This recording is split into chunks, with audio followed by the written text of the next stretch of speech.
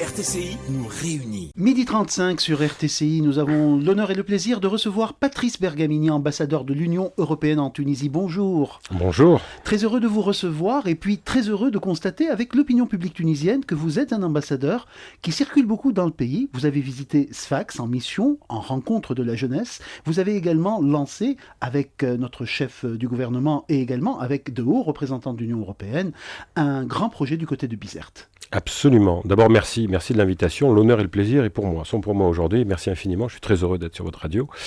Oui, je suis un ambassadeur qui bouge. Ça fait partie du job, ça fait partie du métier. Je vous dirais peut-être que je bouge pas encore assez. Ça fait 10 semaines, cette semaine que je suis ici, 6 semaines que j'ai déposé mes lettres de créance auprès du président de la République tunisienne. C'est un immense honneur pour moi. Et effectivement, je me suis rendu déjà à 2 reprises à Bizerte. Je me suis rendu à Sfax aussi, il y a 2 semaines. Je retourne dans quelques jours à Bizerte pour d'autres missions, d'autres rencontres. Et j'envisage effectivement, d'ici la fin de ce mois et d'ici la mi-décembre, d'aller Kérouan, Sidi Bouzid, Gabès et Gafsa. Il faut bouger, il faut être en action sur le terrain parce que je suis convaincu que la Tunisie, c'est pas que Tunis, c'est toutes ces régions, tous ces gouvernorats, tous ces habitants, c'est important. Et pour nous, c'était formidable, effectivement, lors de cette visite que vous évoquiez, le 1er novembre, d'aller avec la chef de la diplomatie européenne, le chef du gouvernement, ensemble, à Bizerte, lancer un beau projet, presque 100 millions d'euros pour la dépollution du lac de Bizerte, rencontrer la société civile, rencontrer les opérateurs économiques, les responsables publics aussi, aux côtés de Youssef Chahed et de Federica Mogherini. C'était une très très belle expérience. Alors, la dépollution du lac de Bizerte va justement induire plusieurs projets qui vont venir se greffer sur cette dépollution et qui vont complètement changer la dynamique de la région. Absolument, c'est le pari, et plus qu'un pari, c'est un vrai projet. Je suis très heureux qu'il se concrétise aujourd'hui. Pour mon arrivée, pour ma prise de fonction en Tunisie, c'est un projet sur lequel je travaillais avec mes collègues tunisiens et mes collègues ambassadeurs pour l'Euro-Méditerranée depuis 2-3 ans déjà.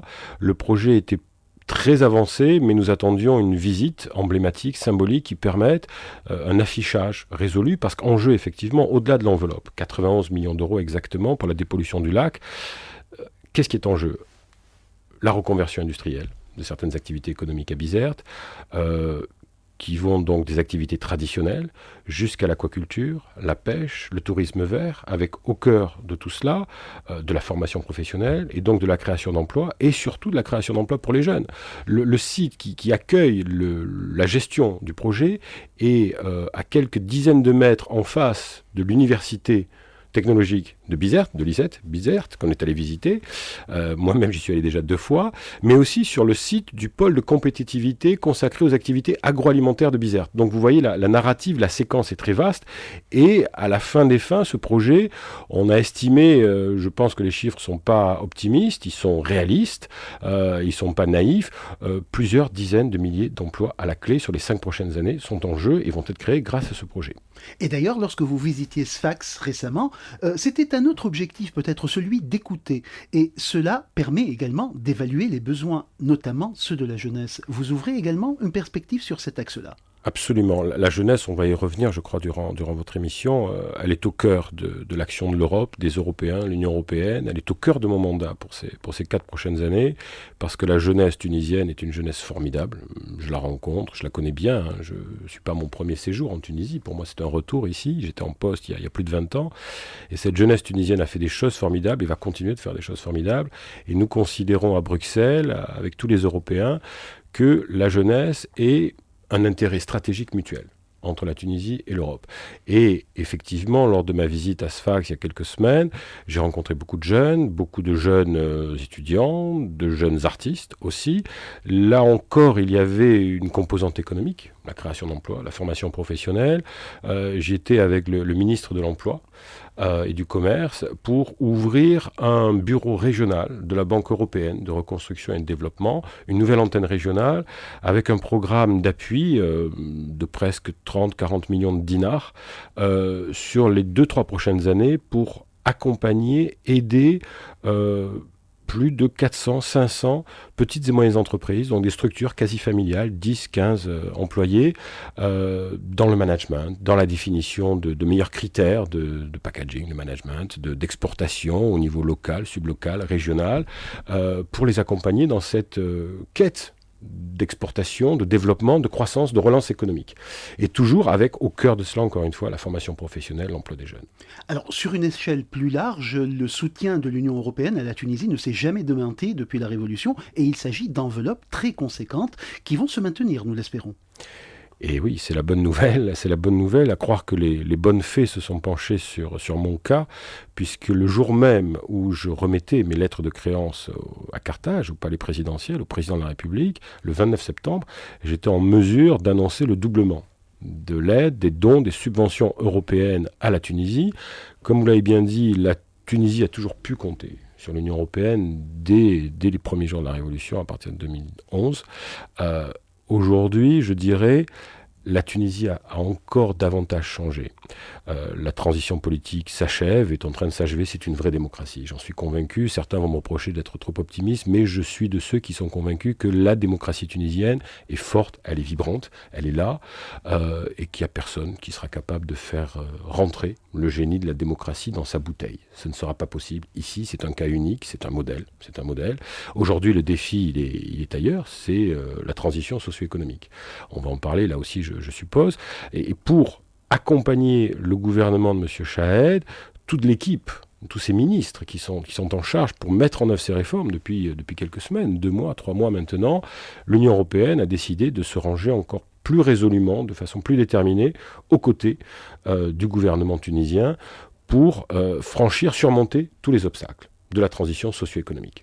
Donc nous allons faire plus et mieux. Et cela nous ramène vers la question de la jeunesse, qui est une question d'horizon, mais également une question difficile en ce moment.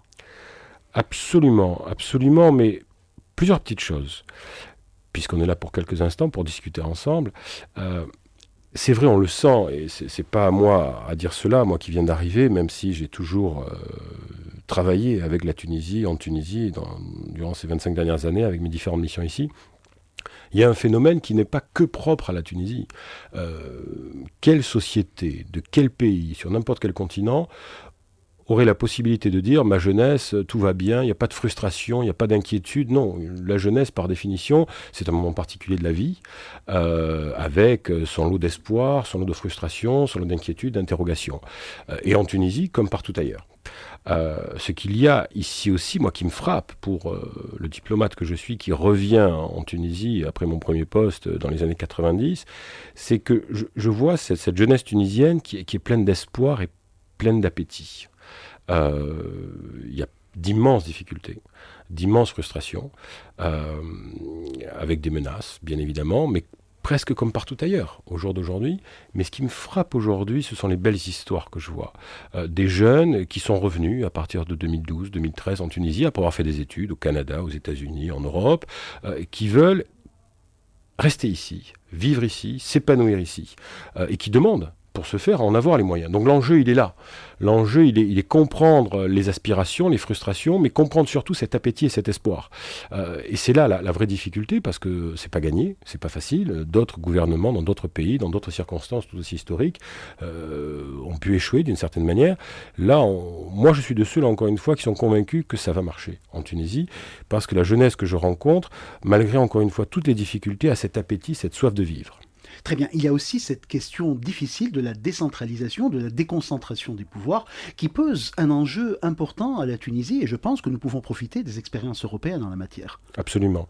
C'est en ce sens, moi en tant qu'Européen, je suis ici aussi pour dire que je suis dans une logique de partenariat. De partenariat et d'amis. C'est une évidence claire.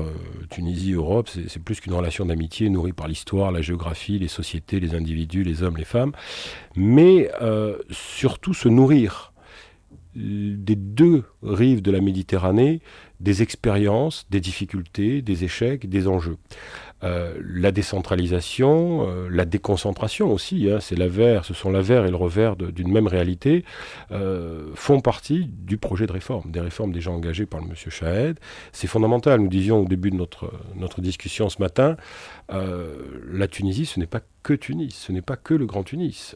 C'est tout le pays, c'est toutes ces régions, tous ces gouvernorats, et avec ces leur spécificité, cette diversité qui peut être un vrai atout, mais surtout dans l'obligation de réussir la transition socio-économique, ce qui sera fondamental, je crois que le critère de jugement final, ce sera la capacité à emmener toutes les régions vers davantage de croissance, vers davantage de justice sociale aussi, que chaque région ait le sentiment avéré, sincère, d'avoir sa place dans l'organigramme. Finalement, comme chaque individu mérite d'avoir sa place dans l'organigramme, de voir reconnue son utilité sociale, économique, sa place dans la société, chaque région doit avoir cela aussi. Et c'est ce projet-là qui est engagé aujourd'hui. J'arrive juste avant d'être dans vos studios. J'étais au ministère de l'Agriculture pour lancer, avec le secrétaire d'État à l'Agriculture, mais aussi les ambassadeurs de France et d'Italie, un projet de jumelage pour la modernisation des politiques agricoles et rurales. Et avec ce travail de terrain auprès de 5 gouvernorats, plusieurs localités, travailler avec les agriculteurs, les sociétés agroalimentaires locales, etc. Donc on est vraiment dans cette logique de décentralisation et d'emmener la démocratie tunisienne et toutes ses composantes, y compris à l'échelon territorial, vers plus et mieux. Alors votre partenaire naturel, c'est le gouvernement tunisien, mais par ailleurs, on peut s'attendre à ce que vous travailliez encore plus avec la société civile et que vous continuez encore davantage ce travail en direction des Tunisiennes. Absolument, absolument. C'est mon rôle, c'est ma feuille de route, c'est ma mission. La Tunisie et les Tunisiens ont réussi, de mon point de vue, seuls leur transition démocratique et leur évolution. Les amis, les Européens ont toujours été là, mais les vrais artisans de la révolution, du succès de la révolution, ce sont les Tunisiens d'abord, et eux seuls. Et dans ce cadre-là, la société civile tunisienne a démontré des vertus, des qualités, un dynamisme extraordinaire. Cette reconnaissance est venue avec le prix Nobel notamment, mais aujourd'hui c'est cette société qui constitue vis-à-vis de la démocratie, vis-à-vis des autorités officielles, du gouvernement, mais aussi des autres institutions, que sont le Parlement par exemple, ou les gouvernorats, les mairies, cette société civile est à mon sens le premier garde-fou. Je disais que je suis convaincu même que personne ne sera capable de faire rentrer le génie de la démocratie dans sa bouteille. Il est sorti en 2011, il est là, il est bien installé. Il y a des consolidations à apporter, mais la démocratie c'est un projet, c'est une aventure, ça se consolide. Le combat pour les libertés, ça ne s'arrête jamais, c'est un combat permanent, faire sauter les verrous sociétaux, garantir chaque jour, chaque instant la liberté d'expression, c'est un combat citoyen pour chacun et chacune à tous les moments.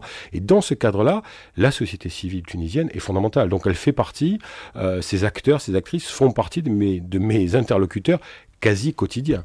Il n'y a pas une journée où, certes, je ne vois pas un ministre, un responsable gouvernemental ou un député, un élu, un homme d'affaires, une femme d'affaires, mais aussi et surtout un journaliste, un artiste, une jeune entrepreneuse, une étudiante, un étudiant. C'est mon métier et c'est ma conviction. Dans quelques jours, cette fameuse conférence internationale sur l'investissement en Tunisie, avec justement déjà un soutien symbolique de l'Europe et probablement une présence massive de hauts responsables européens de premier niveau qui seront là pour apporter également de manière visible leur soutien à la Tunisie. Absolument, absolument. Cette conférence du 29 novembre est importante, elle est fondamentale. Pour différentes raisons, vous avez utilisé l'adjectif symbolique, la photo de famille sera importante. La photo de famille, voir aux côtés des autorités tunisiennes au plus haut niveau de l'État, représenter au plus haut niveau de l'État la communauté internationale, plus d'une 50aine de gouvernements, et même plus je pense, tous les bailleurs de fonds internationaux, tous les Européens seront présents, au meilleur niveau qui soit. C'est déjà cela et c'est fondamental ce message. Tout le monde est aux côtés de la Tunisie, du modèle, de l'exemple tunisien. Ensuite, tout le monde sera là aussi parce que, nous le disions, les enjeux sont importants. Il y a le défi de la transition socio-économique. Chacun ici le voit dans son quotidien, l'emploi, la croissance, la redistribution de la richesse nationale.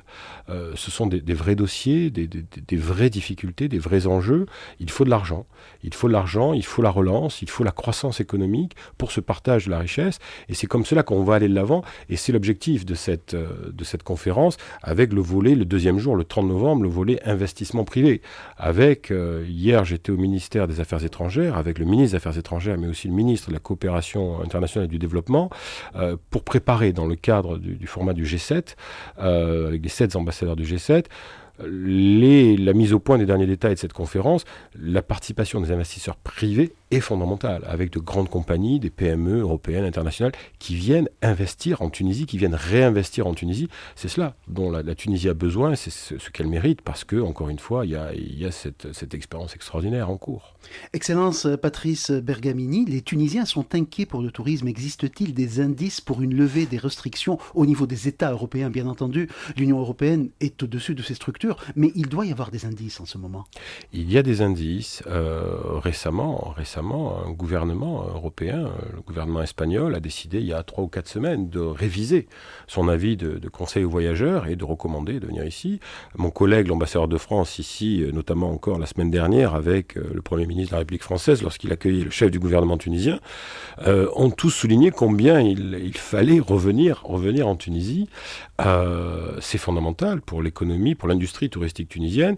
C'est aussi fondamental parce que c'est un des plus beaux pays qui soit en Méditerranée. Et ça, c'est moi qui le pense, mais je pense que je ne suis pas le seul à le dire et à le considérer. On va sur la bonne voie. La saison touristique, de ce que me disent mes interlocuteurs tunisiens officiels, 2016 n'a pas été aussi catastrophique qu'on pouvait le craindre. Il y a eu d'autres touristes, d'autres pays qui sont venus, notamment algériens ou d'Europe centrale, d'Europe de l'Est, de Russie. Mais je vois aussi des signaux positif. Il y a au début d'octobre un bateau avec plusieurs centaines de touristes allemands, c'est un très bon signal. Je vois, nous sommes au mois de novembre, malheureusement il pleut. Alors ça, pour le Marseillais que je suis, je sais que novembre, malheureusement il pleut. Mais même, encore une fois, je pense que la prochaine saison 2017 sera de nouveau bonne.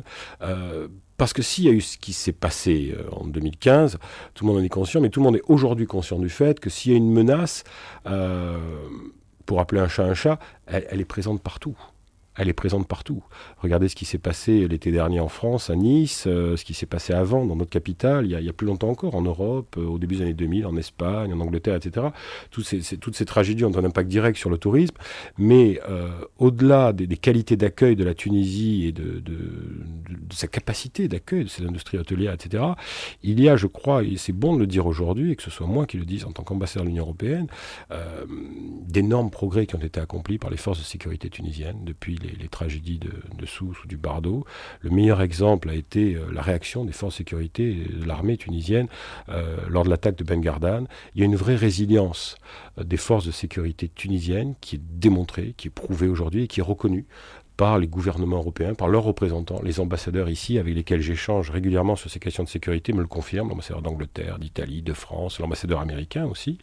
Il y a cette résilience, mais encore un autre signal tout aussi important, sinon plus, de mon point de vue, il y a aussi une vraie résilience de la société tunisienne qui est sincèrement unie contre le terrorisme et qui n'a pas peur. Qui a conscience que l'enjeu est énorme, qui a conscience que ce qui se noue aujourd'hui, ce qui se passe en Tunisie, c'est fondamental pour les Tunisiens et les Tunisiennes elles-mêmes, mais ça dépasse le seul cas de la Tunisie.